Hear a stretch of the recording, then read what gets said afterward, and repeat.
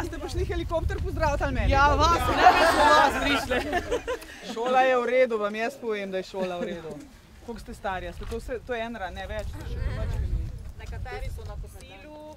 Pa gledamo z zraka, kaj vse se je že naredili, ker se malo zraka več vidi, kot na tleh. Tako da zdaj bomo tle tale jaz pogledali, da vas ne bo zalil, gremo pogledati, kaj so na Muri naredili, pa gremo pa še v Črno na Koroškem, tam je bilo pa nekaj. Kako vas je videti, čutite, čuti vam počaj? Pa gospod, zdravljeni. Zdravljeni, vas ste že danes videli. Da gospod je bilo najhujše. Ja. No pa to mi povej, pod nasipom je bila 9-metrska. To je v bistvu kot neko poplavno polje, ki je razlivno, buffer zona. razlivno področje. Ne? S tem, ko potem na določeni odseki se približajo, tudi mesta po vasi, kjer koriti reka.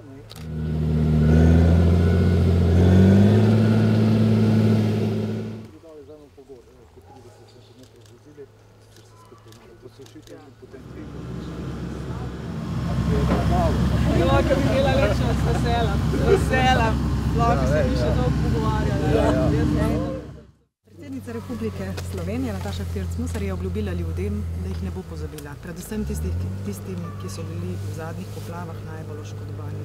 Obljubila jim je, da bo spremljala, kako bo potekala obnova, zato smo danes tukaj med vami. Predtem pa smo bili pri Lučkah in na drugih lokacijah bomo še v nadaljevanju, pa bo predsednica povedala, da ne bom naštevala krajev sama. Predvsem jo prosim, da z vami podeli svoje vtise. Jaz sem bila na najbolj ogroženih poplavnih področjih takoj po poplavah, 2 dni po tistem in še 3. dan. In tisto, kar sem videla takrat, me je seveda pretreslo. Jaz sama imam 55 let, kaj takšnega še v zgodovini nisem videla, tudi mnogi drugi, s katerimi sem se pogovarjala, ne. Zavedati se je treba, da je bilo 2/3 Slovenije pod vodo, to se v celotni Sloveniji še ni zgodilo. No in zdaj mesec in pol po poplavah si seveda želim videti, kaj je bilo narejenega, predvsem pa se pogovoriti z ljudmi. In prva stvar, ki bi jo rada poudarila, je sledeča. Ljudje mi govorijo, da bi si želeli hitrejših napotkov in odločitev pristojnih, predvsem tisti, ki se v svoje domove ne morejo priseliti nazaj, namreč ker še statično ni ugotovljeno, ali se gre hišo sploh lahko obnavljati ali jo bo potrebno porušiti. To bi si tudi jaz kot predsednica želela, da čim prej do takšnih odločitev, predvsem pa komunikacije z ljudmi pride, da bodo preprosto vedeli, pri čem so.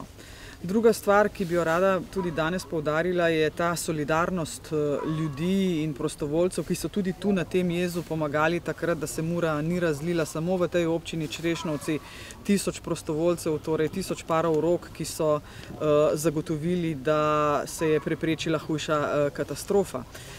Solidarnost gre seveda tudi v smer podpiranja humanitarnih organizacij, precej nakazil, tudi Vlada Republike Slovenije je nakazala Karitas in Rdečemu križu vsakemu po 5 milijonov.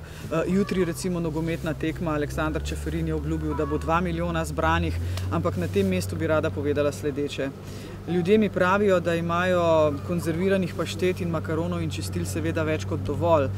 Pozivam vse humanitarne organizacije, da svojo pomoč fokusirajo v tisto, kar je res potrebno. Morda tudi bolj v denarno pomoč, kot v preskrbo s praški in hrano. Seveda tisti, ki to potrebuje, naj to še vedno dobi.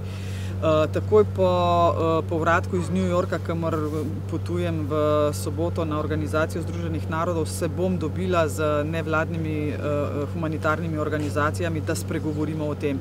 Recimo konkreten primer kmeta v Ljubnem, ki mu je odneslo hišo, je dobil seveda klic ene od humanitarnih organizacij, lahko vam ponudimo povsem novo pohištvo, novo kuhinjo, in on odvrne nazaj, kam jo naj pa postavim, hiše nima.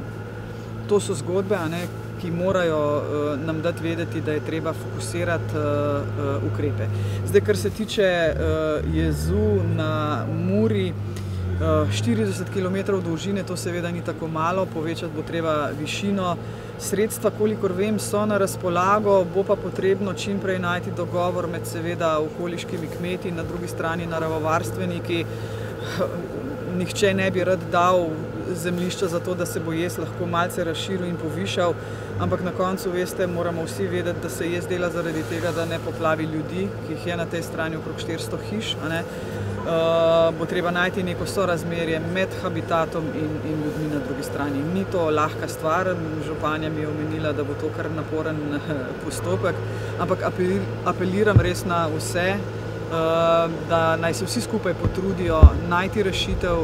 To, da se je vsak postavil na svoje okope, na svoje temelje, ne vodi k rešitvi, tam pomeni, da si v statusu quo in se stvar ne bo sanirala hitro. Je pa potrebno in pomembno povedati, da vsa sanacija, ki se na vodotokih v Sloveniji trenutno dela, mora biti hitra, to niso zadnje poplave.